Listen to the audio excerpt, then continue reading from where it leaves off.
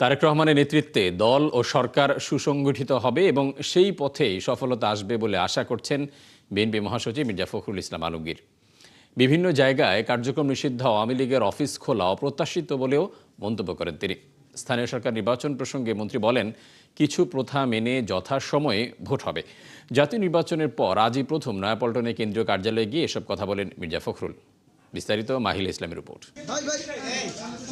ত্রয়োদশ জাতীয় সংসদ নির্বাচনের পর সোমবার সকালে প্রথম নয়াপল্টনের দলের কেন্দ্রীয় কার্যালয়ে আসেন বিএনপি মহাসচিব মির্জা ফখরুল ইসলাম আলমগীর। এই সময় সাংবাদিকদের তিনি বলেন, বিএনপি সরকার নতুন বাংলাদেশের জন্য কাজ করছে। প্রধানমন্ত্রী তারেক রহমানের নেতৃত্বে জনগণের প্রত্যাশিত বাংলাদেশ গড়তে সফল হবে বলে আশাবাদ জানান স্থানীয় সরকারের এই মন্ত্রী। অল্প সময়ের মধ্যেই তিনি যে দেশের মানুষের মধ্যে যে একটা অবস্থান করে নিয়েছেন, যে তিনি কাজ শুরু করেছেন এবং কাজ করবেন, এবং তার বিভিন্ন কর্মপদ্ধতিতে সেটাই প্রমাণিত হচ্ছে। দেশে বিভিন্ন স্থানে কার্যক্রম নিষিদ্ধ আওয়ামী লীগের কার্যালয় খোলা হচ্ছে, যা প্রত্যাশিত নয় বলে জানান তিনি। আইনগতভাবে বলা আছে যে তাদের কার্যক্রম নিষিদ্ধ, সেইভাবেই এটাকে দেখা হবে। মির্জা ফখরুল আরও জানান, নিয়মের মধ্যে থেকেই সঠিক নিয়মে স্থানীয় সরকার নির্বাচন আর সংরক্ষিত নারী আসনের নির্বাচনের বিষয়ে সিদ্ধান্ত হবে সংসদে। স্থানীয় সরকার নির্বাচনের বিষয়ে কত নিয়মকানুন আছে তো সরকারি এবং যে প্রথাগুলো আছে সেগুলো কতগুলো মেয়াদ আছে, কতগুলো মেয়াদ শেষ হয়ে গেছে, সবগুলোকে এক জায়গায় নিয়ে এসে আমরা সরকারের তরফ থেকে একটা সঠিক সময়ে এই নির্বাচনগুলো দেওয়ার ব্যবস্থা আমরা করবো। তবে নিঃসন্দেহে এই নির্বাচনকে প্রাধান্য দেওয়া হবে। মাহিলা ইসলাম, ৭১, ঢাকা। প্রধানমন্ত্রী তারেক রহমান আজ প্রথমবারের মতো ঢাকা সেনানিবাসে সশস্ত্র বাহিনী বিভাগে অফিস করেছেন। এ সময় সেখানে ৩ বাহিনীর প্রধানরা তাকে স্বাগত জানান। প্রধানমন্ত্রী সশস্ত্র বাহিনী প্রধানদের সঙ্গে শুভেচ্ছা বিনিময় করেন। এরপর দিনের কর্মসূচি অনুযায়ী লেফটেন্যান্ট জেনারেল মীর মুশফিকুর রহমানকে প্রিন্সিপাল স্টাফ অফিসার হিসেবে এবং ডিজিএফের ডিজি হিসেবে মেজর জেনারেল কায়সার রশিদ চৌধুরীকে র্যাঙ্ক ব্যাচ পরিয়ে দেন প্রধানমন্ত্রী তারেক রহমান। এ সময় সেখানে ছিলেন প্রধানমন্ত্রীর প্রতিরক্ষা উপদেষ্টা brigadier general doctor A K M. Shamsul Islam, সেনাবাহিনী প্রধান জেনারেল ওয়াকারুজ্জামান, নৌবাহিনী প্রধান অ্যাডমিরাল মোহাম্মদ নাজমুল হাসান, বিমান বাহিনী প্রধান air chief marshal Hasan Mahmud Khan, প্রতিরক্ষা সচিব মোহাম্মদ আশরাফ উদ্দিন, প্রধানমন্ত্রীর প্রেস সচিব সালেহ শিবলি, অতিরিক্ত প্রেস সচিব আতিকুর রহমান রুমন ও প্রধানমন্ত্রীর একান্ত সচিব ২ মোহাম্মদ মেহেদুল ইসলাম। সরকারের নির্বাচনী ওয়াদা পূরণে মন্ত্রণালয়ের সবাইকে আন্তরিকতার সঙ্গে কাজ করার আহ্বান জানিয়েছেন প্রধানমন্ত্রীর প্রতিরক্ষা উপদেষ্টা অবসরপ্রাপ্ত ব্রিগেডিয়ার শামসুল ইসলাম। সোমবার ঢাকার শেরেবাংলা নগরস্থ প্রতিরক্ষা মন্ত্রণালয় পরিদর্শনে গিয়ে তিনি এই আহ্বান জানান। প্রতিরক্ষা সচিব মোহাম্মদ আশরাফ উদ্দিন তাকে স্বাগত জানান। এ সময় শামসুল ইসলাম বলেন, সশস্ত্র বাহিনীর সম্প্রসারণ ও আধুনিকায়নের কার্যক্রমগুলো বাস্তবায়নে সরকার বদ্ধপরিকর। তার আশা, বর্তমান সরকার দেশের প্রতিরক্ষা ব্যবস্থা সুদৃঢ় করতে কাজ করবে। পরে প্রতিরক্ষা মন্ত্রণালয়ে কর্মরত কর্মকর্তাদের সাথে দাপ্তরিক বিভিন্ন বিষয়ে মতবিনিময় করেন প্রধানমন্ত্রীর প্রতিরক্ষা উপদেষ্টা। আধুনিক এবং উন্নত বাংলাদেশ গড়ে তোলার প্রচেষ্টায় প্রতিরক্ষা মন্ত্রণালয় নিরলসভাবে কাজ করে যাবে বলেও আশাবাদ জানান তিনি। দ্বিতীয় দিনের মতো পররাষ্ট্রমন্ত্রী ডক্টর খলিলুর রহমান ও প্রতিমন্ত্রী শেমা ওবায়দের সঙ্গে সাক্ষাৎ করেছেন বিভিন্ন দেশের রাষ্ট্রদূতরা। বৈঠকে অংশ নিতে সকাল ১১টার দিকে পররাষ্ট্র মন্ত্রণালয়ে যান যুক্তরাষ্ট্র, ইউরোপীয় ইউনিয়ন, স্পেন, ফ্রান্স, জার্মানি ও ডেনমার্কের রাষ্ট্রদূত। এর মধ্যে ঘণ্টাব্যাপী বৈঠক অনুষ্ঠিত হয়েছে যুক্তরাষ্ট্রের রাষ্ট্রদূত ব্রেন ক্রিস্টেনসেন সঙ্গে। দ্বিপাক্ষিক, বাণিজ্যিক, সামরিক ও ইন্দো প্যাসিফিকের নিরাপত্তা নিয়ে বৈঠকে আলোচনা হয়েছে বলে জানা গেছে।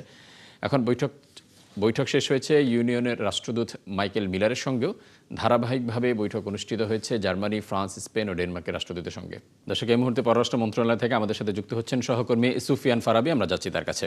ফারাবি, পররাষ্ট্রমন্ত্রীর সাথে রাষ্ট্রদূতদের বৈঠকের বিষয়ে আনুষ্ঠানিকভাবে এখনো পর্যন্ত কিছু জানতে পেরেছেন কিনা? ব্রিফিং তারা কি বলেছেন?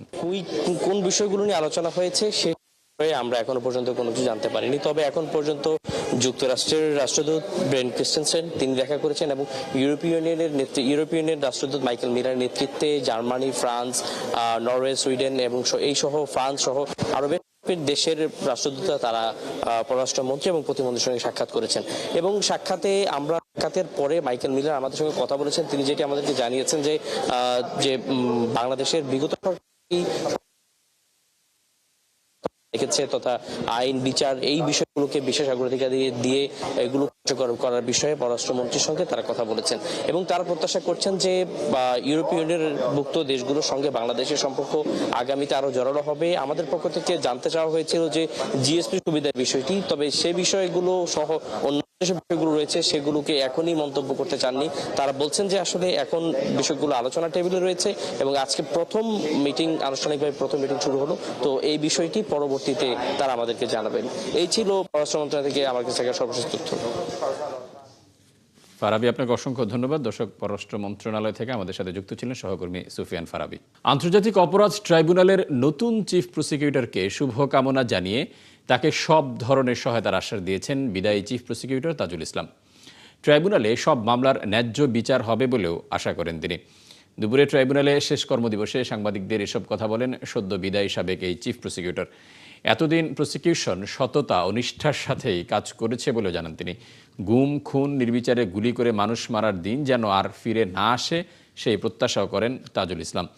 এর আগে অ্যাডভোকেট আমিনুল ইসলামকে নতুন চিফ প্রসিকিউটর নিয়োগ দিয়ে প্রজ্ঞাপন জারি করে সরকার। তিনি দীর্ঘদিন সুপ্রিম কোর্টে আইন পেশায় যুক্ত আছেন।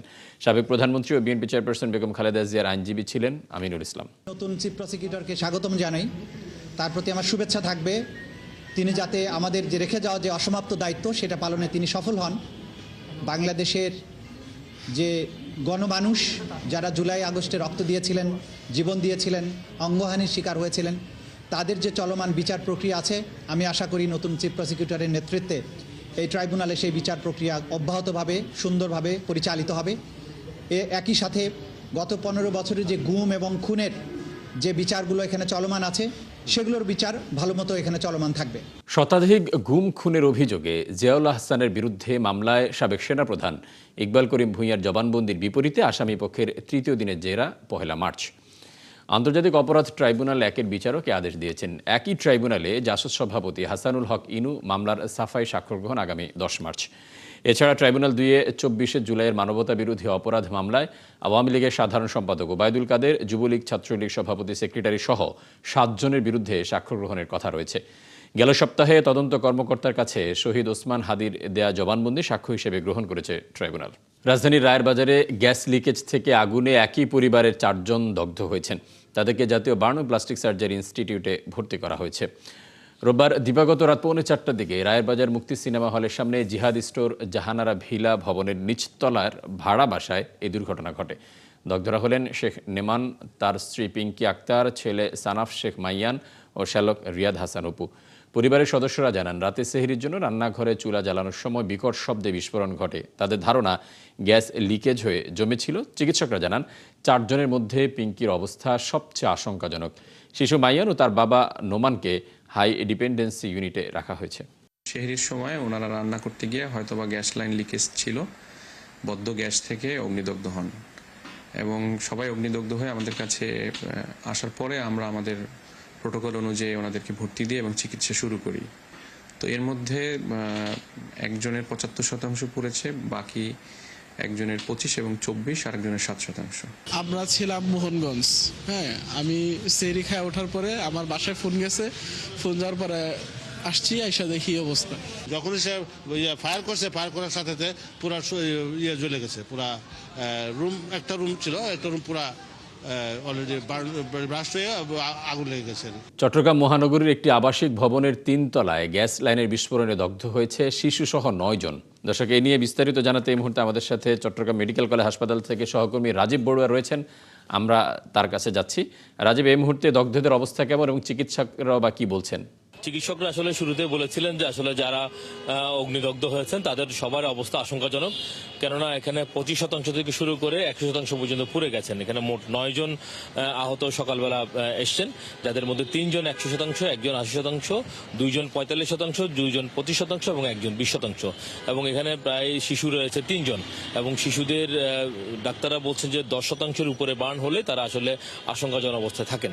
এবং এখানে যারা স্বজনরা রয়েছেন তারা বলছেন যে তারা উন্নত চিকিৎসার জন্য তারা আসলে ঢাকা নিয়ে যাবেন এবং তারা আধা ঘন্টা আগেই চট্টগ্রাম মেডিকেল কলেজ হাসপাতাল থেকে তারা ঢাকায় উন্নত চিকিৎসার জন্য এই 9 জনকে নিয়ে গেছেন। তবে এখানে চিকিৎসকরা বলছেন যে ট্রিটমেন্ট পদ্ধতি আসলে একই থাকবে, কিন্তু আপনি জানেন যে যারা অগ্নিদগ্ধ হয় ওদের জন্য একটা আইসিইউ প্রয়োজন হয়, যেটা বার্ন আইসিইউ বলে। সেই আইসিইউর সংকট রয়েছে চট্টগ্রাম মেডিকেল কলেজ হাসপাতালে। তো যার কারণে যে কোনো সময় আসলে এদের অবস্থা খুব খারাপ হতে পারে, এবং যেহেতু ওরা আশঙ্কাজনক অবস্থায় আছে, ফলে তাদের যে আইসিইউ যে সমস্যা, সেই আইসিইউ সংকটের কারণেই মূলত আসলে তাদেরকে ঢাকা নিয়ে যাওয়া। এখন তারা এখন পথে রয়েছে, এবং চিকিৎসকরা বলছেন যে আসলে ওখানে যাওয়ার পরে আইসিইউতে যদি তারা যায় তো সেই ক্ষেত্রে আসলে বোঝা যাবে আসলে কেমন। তো আমরা এখান থেকে সকালবেলা হাসপাতাল থেকে ঘটনাস্থলে গিয়েছিলাম। সেখানে আমরা দেখলাম যে 6তলা বিল্ডিং এর 3 তলায় মূলত এখানে অগ্নিদগ্ধের ঘটনাটি ঘটেছে, এবং এখানে স্বজনরা প্রথমে লিফট বিস্ফোরণের কথা বললো। আমরা আসলে ওখানে গিয়ে দেখেছি যে চুলা থেকে আসলে এই আগুনের সূত্রপাত। এটা হয়তো কালকে রাতে চুলাটা হয়তো অসাবধানবশত কেউ হয়তো পুরোপুরি নিভিয়ে রাখেনি, যার কারণে সারা রাত গ্যাস বের হয়ে, এবং ওখান থেকে যখন সেহরি খাওয়ার সময় তারা চুলা রান্না করতে যায় তখন আসলে বিস্ফোরণটা ঘটে। এবং একটা ফায়ার সার্ভিসের কর্মকর্তারা তারা সকালবেলা এসেছিলেন, সেই অগ্নিদগ্ধের খবর পেয়ে তারা এসে আসলে দেখেছেন যে এখানে পরিস্থিতিটা কি। আসলে লিফটটা যে জায়গায় আছে, আমরাও দেখেছি যে লিফটটা যে জায়গায় আছে সেখানে আসলে বিস্ফোরণের কোনো কিছু হয়নি। তবে এই বিকট বিস্ফোরণের কারণে আশেপাশে এলাকা প্রচন্ড শব্দে কেঁপে উঠেছে, এবং তাদের আশেপাশে যে বাড়িগুলো রয়েছে ওই বিল্ডিং এ সবগুলো বাড়ির দরজা জানলা ভেঙে গেছে, এবং আশেপাশের যে বিল্ডিং গুলো আছে সেখানে প্রচন্ড শব্দ তারা পেয়েছেন, এবং তারা বলেছে যে হয়তো খুব বিকট একটা শব্দ আমরা সেহরির সময় পেয়েছি। এক ধরনের আতঙ্ক আসলে বিরাজ করছে। এবং আমরা এখানে বাড়িওয়ালা এবং অন্যান্য প্রতিবেশীর সাথে কথা বলেছি, তারা বলেছেন যে আসলে গ্যাসের কোনো কারণে যে লাইনের গ্যাস সেটি আসলে কোনো কারণে লিকেজ থেকে হয়তো গ্যাস জমে গেছে, সেই কারণেই মূলত এই অগ্নিদগ্ধ। তো এই হচ্ছে যারা চট্টগ্রামে অগ্নিদগ্ধের ঘটনা ঘটেছে তাদেরকে আসলে ঢাকা নিয়ে যাওয়া হয়েছে, এবং বাকিটা হচ্ছে ওখানে যাওয়ার পরে আসলে তারা কেমন ট্রিটমেন্ট পায় সেই বিষয়ের উপর নির্ভর করছে। ফারুক।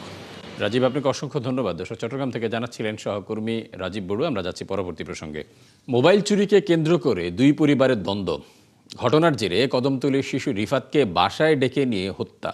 পরদিন চালের ড্রামে লুকিয়ে রাখা মরদেহ অটোরিকশায় করে গ্যান্ডারিয়ায় ফেলে আসে খুনি, যার পুরো ঘটনা ধরা পড়ে ওই এলাকার একাধিক সিসি ক্যামেরায়। এই ঘটনায় অভিযুক্ত মায়া বেগমকে গ্রেপ্তার করেছে পুলিশ। আশিক মাহমুদের প্রতিবেদন। গত 17 ফেব্রুয়ারি রাজধানীর কদমতলী থানাধীন খানকা শরীফ পুকুরপাড় এলাকার সিসি ক্যামেরার ফুটেজ এটি, যাতে দেখা যায় খাবার দেওয়ার কথা বলে ছোট্ট রিফাতকে বাসায় ডেকে নেয় মায়া বেগম নামের এই নারী। তার পেছন পেছন ছোট্ট রিফাতও মায়া বেগমের ঘরে প্রবেশ করে। এরপর থেকে নিখোঁজ রিফাত।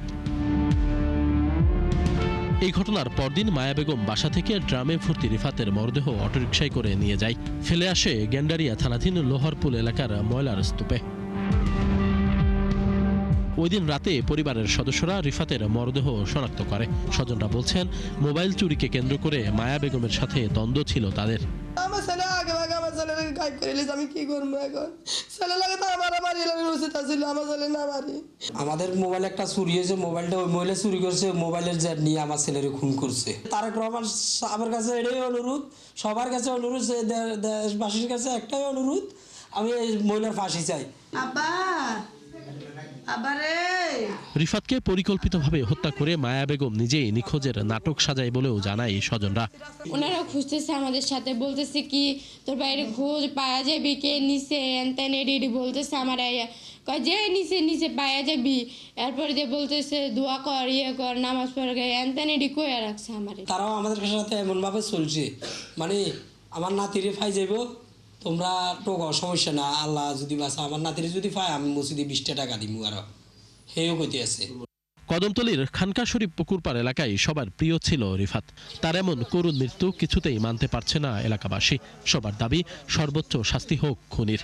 ও ছোট্ট একটা বাচ্চা, ও তো নিষ্পাপ, ও কিচ্ছু বোঝে না। মহিলা যেই কাজ করবে কল্পনার বাইরে, যেই কাজ করছে এই কাজের জন্য তার ফাঁসি হোক। মোবাইল চুরি করছে, বাচ্চা দেখছে, এই জন্য বাচ্চাদের ঘরের ভিতরে নিয়ে মাইরা ড্রামে করে লয়ে নিয়ে সূত্রপুর ফেলাইস। নতুন ড্রাম কিনা আছে, আইন আবার সেই ড্রামের ভিতরে বসে কাপড় দিয়া বইরা যাইতে পরে রিস্কা লাগাইতেছে কয়েকটা বারকে। আমরা ফাঁসি চাই, কারণ এই মহিলা এরকম এতটুকু বাচ্চা তো নির্দোষ, কারণ তাকে কেন এরকম মারলো। এই ঘটনায় রিফাতের মা বাদী হয়ে কদমতলী থানায় হত্যা মামলা দায়ের করেছেন। ইতিমধ্যে সিসি ক্যামেরার ফুটেজ বিশ্লেষণ করে মায়া বেগমকে গ্রেপ্তার করেছে পুলিশ। বিভিন্ন সিসি ফুটেজ এবং প্রযুক্তি ব্যবহার করে এক পর্যায়ে আমরা হই যে ওই মহিলা মায়া বেগম আর কি এই ঘটনার সাথে সরাসরি সম্পৃক্ত। তাকে আমরা জিজ্ঞাসাবাদ করি, এক পর্যায়ে সে স্বীকার করে। তাদের দুই পরিবারের মধ্যেই মোবাইলকে চুরিকে কেন্দ্র করে দ্বন্দ্ব বিবাদ হয়। ছোট্ট রিফাতকে যারা নির্মমভাবে হত্যা করেছে তাদের শাস্তি নিশ্চিত করে দৃষ্টান্ত স্থাপনের দাবি স্বজন ও এলাকাবাসীর। আশিক মাহমুদ, ৭১, ঢাকা। ঢাকা দক্ষিণ উত্তর সহ দেশের মোট ৬টি সিটি কর্পোরেশনের প্রশাসক নিয়োগ দিয়েছে সরকার। প্রজ্ঞাপনের তথ্যানুযায়ী ঢাকা দক্ষিণ সিটি কর্পোরেশনের প্রশাসক হিসেবে নিয়োগ পেয়েছেন মোহাম্মদ আব্দুস সালাম। অন্যদিকে মোহাম্মদ শফিকুল ইসলাম খানকে ঢাকা উত্তর সিটি কর্পোরেশনের দায়িত্ব দেওয়া হয়েছে। এছাড়া খুলনা সিটি কর্পোরেশনে নজরুল ইসলাম মঞ্জু, সিলেটে আব্দুল কাইয়ুম চৌধুরী, নারায়ণগঞ্জে সাখাওয়াত হোসেন খান এবং গাজীপুর সিটি কর্পোরেশনের প্রশাসক হয়েছেন শওকত হোসেন সরকার। স্থানীয় সরকার বিভাগ থেকে প্রকাশিত প্রজ্ঞাপনে এ তথ্য জানানো হয়েছে। নিয়োগ করা প্রশাসকরা সিটি কর্পোরেশনের মেয়রের ক্ষমতা প্রয়োগ ও দায়িত্ব পালন করবেন। বিধি মোতাবেক ভাতা পাবেন তারা। জনস্বার্থে জারি করা এই আদেশ অবিলম্বে কার্যকর হবে। বছরখানেক আগে ভবিষ্যৎ গড়ার স্বপ্ন নিয়ে সৌদি আরব যান বরিশালের এক তরুণী। ভাগ্য বদলের পরিবর্তে 4 বার হাত বদল হন পাচার চক্রের খপ্পরে। নির্যাতনের শিকার হয়ে 5 মাসের অন্তঃসত্ত্বা অবস্থায় গ্রেপ্তার হন সৌদি পুলিশের হাতে। দেশে ফেরত এলেও লোকলজ্জা আর সমাজের ভয়ে ফিরতে পারছেন না নিজ বাড়িতে। দত্তক দিতে চান অনাগত সন্তানকে। রেমিটেন্স যোদ্ধা নির্যাতিত এই তরুণীর গল্প জানাচ্ছেন শাহনাজ শারমিন। 1 বছর আগে রঙিন স্বপ্ন নিয়ে প্রবাসে পাড়ি জমান এই তরুণী। এরপর থেকেই জীবন যেন বারবার তার সাথে নিষ্ঠুর খেলা খেলেছে। এর আগের গল্পটাও যেন সিনেমার মতো। ছোটবেলায় এতিমখানায় বড় হওয়া, এরপর বিয়ে ও স্বামীর মৃত্যু, সবশেষে ভাগ্যের খোঁজে প্রবাস যাত্রা। বাবা আমাকে দেখে না, আমিও বাবা দেখিনি। মা আর এখানে বিয়ে করলো। আমার এতিমখানা দেওয়ার কয়েকদিন পরে আমার নানি মারা যায়। আমার ছেলেটা রাইখা তখন আমার মেয়ে গর্ভে ছিল, তখন আমাকে বের করে দিল হাজবেন্ড মারা যাওয়ার। সেখানেও যেন জীবন মুচকি হাসে তার সাথে। নানা নির্যাতনের পর দেশে ফিরে এসে আশ্রয় এখন বেসরকারি একটি সংস্থার শেল্টারে। কারেন্টে হট দেওয়া, ইঞ্জেকশন দেওয়া, অত্যাচার করছে জেলখানায়ও। আমি 9 তারিখে এয়ারপোর্টে নামছি। কথায় কথায় উঠে আসে প্রবাসের যাযাবর জীবনের গল্প। ওখানে আমাকে অনেক কষ্ট দিয়েছে, অনেক টর্চার করছে, অনেক রুটি দিয়ে আমার পেট ভরে না, বা রুটি আমি আর পাচ্ছি না, খাচ্ছে, অনেক রাতে পারাইছে। মাঝে জেলও খাটেন, সইতে হয় শারীরিক ও মানসিক নির্যাতনও। মক্কায় গিয়ে পড়েন পাকিস্তানি চালকের হাতে। মক্কায় যাইয়া উমরা টুমরা কইরা সেরকম একটা চক্কলে পড়ে গেছে। ওই যে ড্রাইভার আছে মানে অনেক খারাপই করছে। তারপর নির্যাতন সইতে না পেরে নিজেই ধরা দেন পুলিশের কাছে। যেদিন আমাকে ধরছে ওদিনকেই আমার পরীক্ষা করাইছে, মেডিকেল করাইছে। করার পর দেখে যে আমি কনসিভ। ফিরে আসেন দেশে, কিন্তু ফেরা হয় না সন্তান আর স্বজনদের কাছে। অন্যদিকে অনাগত সন্তানের ভবিষ্যৎ গড়তে দিতে চান দত্তক। আমার একটাই খালি আশা যে আমার এই বাচ্চাটা কাউরে আমি দত্তক দিয়ে দেব। প্রবাসীদের নিয়ে কাজ করা বেসরকারি সংস্থার এই কর্মকর্তা বলেন, ওই দেশের কর্তৃপক্ষ ও দূতাবাস নির্যাতিত তরুণীর সাথে সুবিচার করেনি। তো সে সৌদি যে নিয়োগকর্তা বাড়িতে কাজ করত, সেই একই বাড়িতে থাকা কিন্তু পাকিস্তানি একজন নাগরিক, যে মেয়েদেরকে জানিয়েছে যে এই বাংলাদেশি গৃহকর্মীকে তাকে ধর্ষণ নিপীড়ন করে। এই মেয়েটাকে পাঠিয়ে দেওয়ার আগেই আমাদের সৌদি আরবে বাংলাদেশ দূতাবাসের উচিত ছিল তারা ঘটনাটার বিস্তারিত জেনে এই মেয়েটার জন্য বিচার পায় সেই বিষয়টা কিন্তু দেখভাল করা। আর সেই অবিচার আর অন্যায় শিকার তরুণীর কণ্ঠেও যেন জীবনের জন্য হাহাকার। জন্ম দিলেই যে মা হয় তা কিন্তু না। শাহনাজ শারমিন, ৭১, ঢাকা। দর্শক, এই মুহূর্তে মন্ত্রণালয়ে কথা বলছেন পররাষ্ট্রমন্ত্রী ডক্টর খলিলুর রহমান। আমরা সরাসরি চলে যাচ্ছি সেখানে। ওদের ভিত্তিতে আমরা রিজলভ করব, যেখানে আমাদের সকলের স্বার্থ, আমাদের স্বার্থ যেখানে সুরক্ষিত হয়। আমি আশা করছি যে আগামীতে, এ পর্যন্ত আমি যে কথা বলেছি বিভিন্ন রাষ্ট্রদূতের সঙ্গে, আমি আই এম প্রিটি কনফিডেন্ট যে আগামী দিনগুলোতে আমরা একটা অত্যন্ত গতিশীল ফরেন পলিসি পরিচালনা করতে। বলছে যে ভারতে আমাদের সঙ্গে যে বর্ডারটা রয়েছে, এই বর্ডারটাকে সেভ করতে এবং বর্ডার কিলিং বন্ধ করতে কোনো বার্তা? আমি এখন কোনো স্পেসিফিক প্রশ্ন নিচ্ছি না।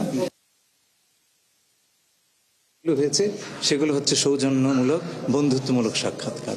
এরপরে আমরা স্পেসিফিক বিষয় নিয়ে আলোচনা করব এবং সেজন্য তো অনেকটা সময় পড়িয়ে আছে। ঈদে পোশাক শ্রমিকদের বেতন বোনাস দিতে সরকারের কাছে আটকে থাকা প্রণোদনার ৫,৭০০ কোটি টাকা ছাড় এবং 2 মাসের জন্য স্বল্প সুদে ঋণ চেয়েছে গার্মেন্টস ও নিট মালিকদের সংগঠন বিজিএমইএ এবং বিকেএমইএ। তাদের দাবি, উৎপাদন খরচ বাড়লেও পোশাক রপ্তানি ও দাম কমেছে, ফলে আর্থিক সংকটে আছেন মালিকরা। এ অবস্থায় শ্রমিকদের ঈদ আনন্দময় করতে সরকারের সহায়তা চেয়েছেন মালিকরা। জাহিদুল ইসলামের প্রতিবেদন। প্রতি বছর রোজা এলেই পোশাক শ্রমিকদের বকেয়া পাওনা, মজুরি এবং ঈদ বোনাস পরিশোধ নিয়ে দেখা দেয় অনিশ্চয়তা, যার ব্যতিক্রম নয় এবারও। গার্মেন্টস মালিকরা বলছেন, অন্তর্বর্তী সরকারের আমলে ব্যবসার সুষ্ঠু পরিবেশ ছিল না, পণ্যের ক্রয়াদেশ ও দাম কমেছে। এই অবস্থায় তারাও আছেন আর্থিক সংকটে। গ্যাস এর মূল্য বৃদ্ধি, বিদ্যুতের মূল্য বৃদ্ধি, আপনার এভরিথিং এর পোর্টের আপনার দেখেন সার্ভিস চার্জ আপনার 41% বৃদ্ধি করা হলো। সবকিছুই কিন্তু বাড়ছে, কিন্তু আমাদের সিএম কি বাড়ছে? যদি আমি ইনসেন্টিভের টাকা না পাই তাহলে কিন্তু আমাকে অবশ্যই, আমি শঙ্কিত যে তখন আমাকে অবশ্যই যেভাবেই হোক আমার ব্যাংকের থেকে আমার লোনের প্রয়োজন হবে। শ্রমিকদের বকেয়া বেতন সহ ঈদ বোনাস পরিশোধে এরই মধ্যে প্রণোদনার টাকা ছাড় সহ অন্তত 2 মাসের জন্য স্বল্প সুদে সরকারের কাছে ঋণ চেয়েছেন শিল্প মালিকরা। আগে তো দেখা গেছে ঝুঁকিপূর্ণ হয়তো 5 to 6%, ম্যাক্সিমাম 10% আমরা একটা তালিকা করতাম। এখন তো ঝুঁকিপূর্ণ মিনিমাম 50%। এক্সপোর্ট কমে গেছে, এরপর আবার নানাভাবে তারা ক্ষতিগ্রস্ত, ব্যাংকগুলি সহযোগিতা করছে না। সেক্টর অবস্থা ভালো না এবং সেই জিনিসটাকে আগে ভাগেই ফয়সালা করার জন্য এবং আগে ভাগে এটার পিছনে কাজ করার জন্য আমরা অলরেডি কিন্তু আমাদের যে অর্থ সচিব আছে ওনার সাথে আমরা গত সপ্তাহে মিটিং করেছি এবং আমরা আমাদের যে উৎকণ্ঠার বিষয়গুলো সেটা জানিয়েছি। পর্যবেক্ষকরা বলছেন, সমস্যার স্থায়ী সমাধানে অর্থনৈতিক কাঠামো শক্তিশালী এবং ট্রেড ইউনিয়ন সহ গার্মেন্টসগুলোর পরিচালনার প্রতি ধাপে শ্রমিক প্রতিনিধিদের অন্তর্ভুক্ত করা প্রয়োজন। গার্মেন্টস কারখানাগুলো যদি সঠিক ধরনের ফাইন্যান্সিয়াল ম্যানেজমেন্টে চলে তাহলে তার জন্য এই যে উৎসব কেন্দ্রিক সময়কালে যে বাড়তি ব্যয়ের বিষয় দ্বারাই এগুলো খুব সহজেই তাদের মোকাবেলা করতে পারার কথা। কারখানাগুলোর ওয়ার্কার পার্টিসিপেশন কমিটিগুলোকে সক্রিয় করা, ট্রেড ইউনিয়ন চালু করা, যাতে ট্রেড ইউনিয়ন কর্তৃপক্ষ শ্রমিকদের আর্থিক বিষয়াদির ব্যাপারে সবসময় মালিক পক্ষের সঙ্গে আলাপ আলোচনায় থাকেন। বিজিএমইএ এবং বিকেএমইএ এর সদস্যভুক্ত পোশাক কারখানা আছে প্রায় 2500। এর বাইরেও নন কমপ্লায়েন্স কারখানা আছে প্রায় সমসংখ্যক। জাহিদুল ইসলাম, 71, ঢাকা। ব্যাংক খাতের খেলাপি ঋণ কমাতে নতুন করে ছাড় দিয়েছে বাংলাদেশ ব্যাংক। ফলে এখন থেকে ডাউন পেমেন্ট বা এককালীন জমার মাত্র 1% পরিমাণ অর্থ জমা দিয়েই ঋণ পুনঃতফসিলীকরণের সুবিধা নেওয়া যাবে, যা আগে ছিল 2%। বাংলাদেশ ব্যাংকের চিঠিতে বলা হয়েছে, ক্ষতিগ্রস্ত ঋণ গ্রহীতা প্রতিষ্ঠানের ব্যবসা ও আর্থিক কাঠামো পুনর্গঠনের লক্ষ্যে নীতি সহায়তা প্রদানের সিদ্ধান্ত নেওয়া হয়েছে। যৌক্তিক কোনো কারণে বাস্তবায়ন সম্ভব না হলে সংশ্লিষ্ট ব্যাংক পূর্ব নির্ধারিত সময়সীমার অতিরিক্ত আরও 3 মাস সময় বাড়াতে পারবে। ক্ষমতাচ্যুত আওয়ামী লীগ সরকারের সময়ে ব্যবসা করতে গিয়ে সমস্যায় পড়েছেন এমন গ্রাহকরা এই সুবিধা নিতে পারবেন। বাংলাদেশ ব্যাংকের তথ্য অনুযায়ী গত বছরের সেপ্টেম্বর শেষে 36.3% ঋণই খেলাপি। দর্শক, এই মুহূর্তে মন্ত্রণালয়ের সাংবাদিকদের সাথে কথা বলছেন স্বরাষ্ট্রমন্ত্রী। আমরা সরাসরি চলে যাচ্ছি সেখানে। এবং তাদেরকে যথাযথ প্রক্রিয়া মেনে লাইসেন্স দেওয়া হয়েছে কিনা, তারা লাইসেন্স পাওয়ার উপযুক্ত কিনা আইন অনুসারে, সেগুলো সবই যাচাই বাছাই করা হবে এবং এটা স্ক্রুটিনি করার পরে আমরা সেই লাইসেন্স কি পরিমাণ লাইসেন্স যোগ্যতা আছে তাদের লাইসেন্স বহাল রাখার, সেই পরিমাণে আমরা বহাল রাখবো। আর যেগুলো দেখা যাবে পরীক্ষা নিরীক্ষা করে যে তাদের লাইসেন্স দেওয়াটা ঠিক হয় নাই, যথাযথ প্রক্রিয়া অনুসরণ করে নাই, রাজনৈতিক উদ্দেশ্যে বা বিভিন্ন অপরাধমূলক কর্মকাণ্ড করার উদ্দেশ্যে হয়তো অন্যভাবে তারা লাইসেন্স পেয়েছে রাজনৈতিক বিবেচনায়, সেই বিবেচনায় যারা পেয়েছে সেগুলো বাতিল করা হবে এবং একই সাথে সেই লাইসেন্সের অধীনে অস্ত্র থাকলে সেটাও বাজেয়াপ্ত হবে, অ্যামুনিশন সহ। আর সেটা আমরা আজকেই সার্কুলার ইস্যু করব, জেলা পর্যায়ে যাবে, সমস্ত পর্যায়ে যাবে। এইটা এখনো আমরা নির্ধারণ করতে আমরা মন্ত্রণালয়কে নির্দেশ দিয়েছি। এগুলা কতগুলো লাইসেন্স আছে, লাইসেন্সধারী অস্ত্র কত আছে, কত জমা হয়েছে। ইন্টারিম গভর্নমেন্টের সময় একটা আদেশ দিয়েছিল, সেই আদেশের সময় দেখা গেছে যে বৈধ লাইসেন্সধারী অস্ত্রের মধ্যে আমার জানা মতে প্রায় 10,000-এরও বেশি অস্ত্র জমা হয়নি।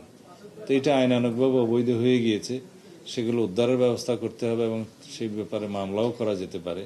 সেটা কোথায় কী অবস্থা আছে, ইন্টারিম গভর্নমেন্টের সেই পদক্ষেপের ব্যাপারে কতগুলো মামলা হয়েছে, এগুলো সব আমরা এখন রেগুলার করব।